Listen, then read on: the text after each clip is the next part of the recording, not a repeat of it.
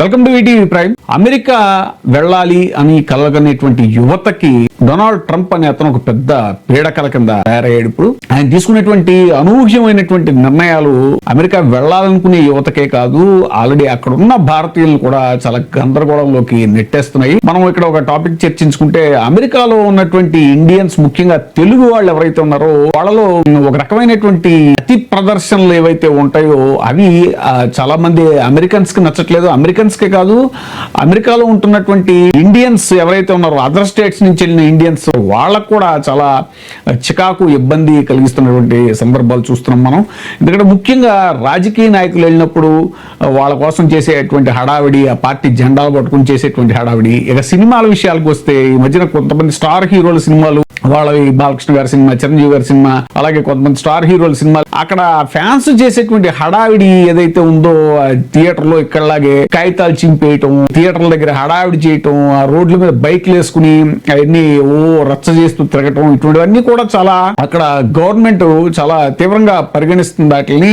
ఈ కుల సంఘాల మీటింగులు కూడా ఎక్కువైపోయాయి. ముఖ్యంగా ఆంధ్రప్రదేశ్ నుంచి చెప్పుకోవాలంటే పార్టీకి సంబంధించినటువంటి మీటింగులు అవన్నీ కూడా ఆ ఒక సామాజిక వర్గానికి చెందినటువంటి మీటింగులు అవి కూడా ఇది కూడా ఎక్కువైపోయింది. అక్కడ పార్టీ జెండాలు పెట్టుకోవటం, హడావిడి చేయటం, ఇవన్నీ కూడా ఇలాంటివన్నీ కూడా ఇప్పుడు అక్కడ యుఫోరియా అంటారు దీన్నంతా కూడా. అంటే వేలం వెర్రి అనమాట, ఒక రకమైన వేలం వెర్రి, అభిమానం వెర్రితలలేస్తే వచ్చేటువంటి యుఫోరియా ఏదైతే ఉందో ఇప్పుడు దాన్ని అక్కడ ట్రంప్ హయాంలో దాన్ని క్షమించేటువంటి పరిస్థితులు లేవు అనేటువంటి నిపుణులు చెప్తున్నారు. ముఖ్యంగా ఇండియన్స్ లో కూడా మన తెలుగు వాళ్ళు చాలా కేర్ఫుల్ గా ఉండాలి అని కూడా చెప్తున్నారు. ఈ న్యూమన్ గ్రూప్ లాయర్లు సూచిస్తున్నారట, ఇది మా నాయకుడు గొప్ప, మా కులం గొప్ప అని కొందరు దేశం కాని దేశంలో ఉంటూ వ్యాఖ్యలు చేస్తూ ఉంటాం అనేటువంటిది సోషల్ మీడియా పోస్టులు పెట్టడం, ఇవన్నీ కూడా అమెరికాలో ఉండి ఇక్కడ సినిమాలు, రాజకీయాల కోసం అడ్డగోలుగా మాట్లాడటం, సోషల్ మీడియాలో పోస్టులు పెట్టడం ఏమాత్రం మంచిది కాదు అని న్యూమన్ గ్రూప్ లాయర్లు సూచిస్తున్నారు. అలాగే కులం పేరిట అతి ప్రదర్శనలు చేయొద్దు అంటున్నారు, ఇవి చట్టవిరుద్ధమైన చర్యలు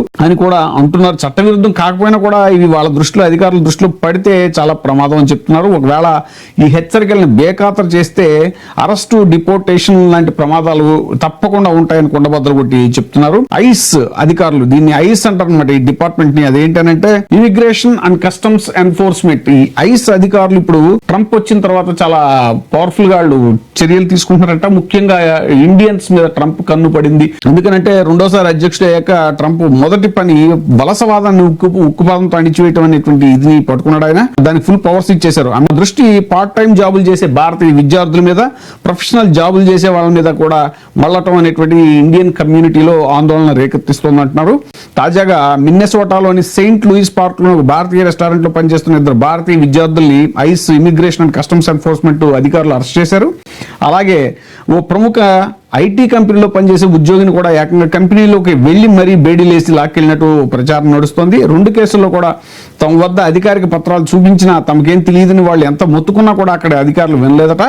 అధ్వాన్నమైన పరిస్థితులు ఉండే డెటెన్షన్ సెంటర్ లో గంటల తరబడి కూర్చోబెట్టి చివరికి పంపించేశారంటున్నారు. అమెరికాకు ఉన్నత విద్య కోసం భారత్తో పాటు ఇతర దేశాలకు చెందిన లక్షలాది మంది విద్యార్థులు వెళ్తుంటారు. ముఖ్యంగా F1 స్టూడెంట్ వీసాపై ఉన్నవారు ఖర్చులు తీర్చుకోవడానికి పార్ట్ టైం ఉద్యోగాలు చేస్తుంటారు. అయితే అమెరికా వీసా నిబంధనల ప్రకారం క్యాంపస్ వెలుపల నిర్దిష్టమైన గంటలకు మించి పనిచేయడం అనేటువంటిది చట్టవిరుద్ధం. అలా అక్రమంగా పార్ట్ టైం ఉద్యోగాలు చేస్తే అరెస్టు తప్పు అని ఐస్ కొంతకాలంగా హెచ్చరిస్తూ వస్తుంది. ట్రంప్ పదవిలోకి వచ్చాక ఈ ఐస్ తన తనిఖీల్ని మరింత ఉధృతం చేసింది. గత ఏడాది వేలాది మందిని అరెస్ట్ చేసి డిపోర్ట్ చేసింది. ఇందులో అక్రమంగా చొరబడిన భారతీయులు కూడా ఉన్నారు.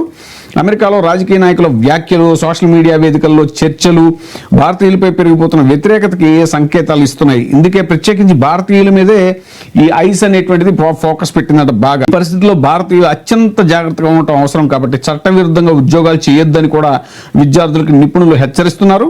పైన చెప్పిన 2 అరెస్టుల్లో బాధితులు తెలుగు వాళ్లే కావడం కూడా గమనార్హం. ముఖ్యంగా తెలుగు వాళ్ళని బాగా ఫోకస్ చేస్తారు. ఎందుకంటే ఇదే ఈ కమ్యూనిటీ పిచ్ ఒకటి, ఈ సినిమాల పిచ్ ఒకటి, వీటి వల్ల ఏంటంటే బాగా ఎక్కువ ఫోకస్ అయిపోయే వాళ్ళు ఎక్స్పోజ్ అయిపోయి రోడ్ల మీద అల్లర్లు చేయటాలు, థియేటర్లు కాగితాలు సట్టాలు, ఇవన్నీ ఈ మా నాయకుడు గొప్ప, మా కులం గొప్ప, ఇవన్నీ కూడా మానుకోవాలని చెప్తున్నారు. వాళ్ళు ఏమన్నారో ఒకసారి విందాము. I want the Indian diaspora in USA to be careful on the things though. We have seen, you're speaking, you said politicians, and now I also see the bureaucrats also issuing a notification. In fact, the attorney who's the attorney who's hired for this, who's paid by the federal government right now, issued a notification that they are turning Houston and Dallas into Delhi or Mumbai. This kind of fear is they are creating among the people. Definitely, I want people to be careful. I don't want people try to express many of their things out in the public. So for example, any of the religious things, I don't want those things to be expressed very publicly. Instead, be a little bit more private in those things. Definitely, I want the community to be more careful in expressing their things. Yes, there is a chance of backlash on Indian community. We're also seeing some of the politicians issuing notifications, bureaucrats issuing notifications. Could they target Indians? They could, to a limited extent. Are they targeting Indians at this point of time to a greater extent? So I want people to be, Indian diaspora to be careful on their things. Definitely, if there is a movie presentation, movies that are coming, India movies, I don't want people to fly around the movie name, if they flight around Dallas or Houston. I definitely don't want those kind of expressions to be, because it's not needed. And those people who are going to movies, please don't destroy the movies by putting all the papers. Even though you are a fan of that particular organization, do something good. I mean, maybe donate it to Red Cross. Collect some money and donate to Red Cross or some organizations. Plant some trees on the name of that movie star.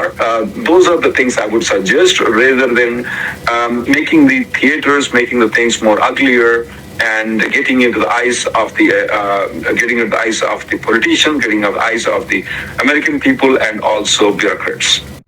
ఇప్పుడే subscribe చేయండి, like చేయండి, share చేయండి. వే TV prime, మీ ఉత్తమాభిరుచుల సమ్మేళనం.